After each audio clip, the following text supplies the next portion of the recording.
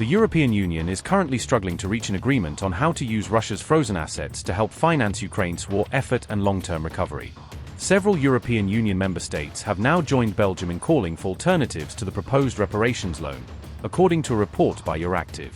Italy, Bulgaria, and Malta have specifically pushed for alternative funding mechanisms instead of the controversial loan plan, Euroclear reported on December 12.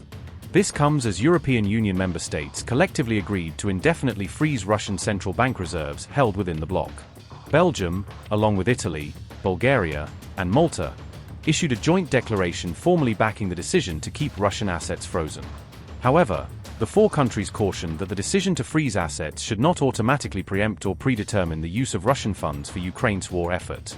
European Union members also warned that any move involving the assets could carry serious legal, financial, and institutional consequences for the bloc far beyond the current case.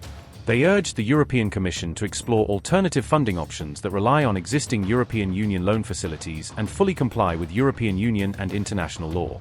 The indefinite freeze means Russian assets worth approximately $245 billion will now remain blocked inside the European Union unless a member votes to lift the freeze.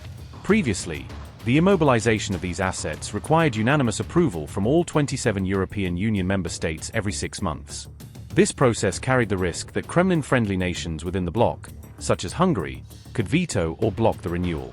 The new decision was taken shortly after Russia's central bank announced it was filing a lawsuit against Euroclear. Belgium-based central securities depository Euroclear currently holds the majority of Russia's frozen assets. The lawsuit claims that Euroclear's actions have caused financial damage and disrupted the Russian central bank's fund management operations.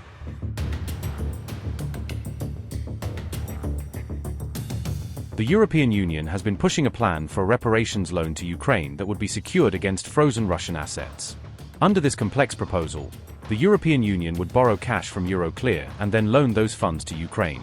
The structure is designed to ensure that Russia technically remains the legal owner of the frozen assets, according to reports.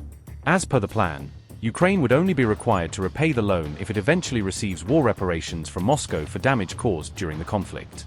Belgium has been blocking the plan due to concerns about potential lawsuits and the risk of asset seizures by Russia. Brussels has argued instead that the European Union should raise money directly from capital markets to continue funding Ukraine. However, many European Union member states remain reluctant to take on additional shared debt at a time of economic strain. Belgium has called for legal guarantees ensuring that Euroclear would not be held liable for any consequences arising from the reparations loan.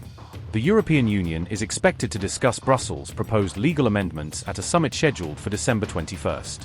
This discussion comes amid growing warnings that Ukraine could run out of defense funding by next spring.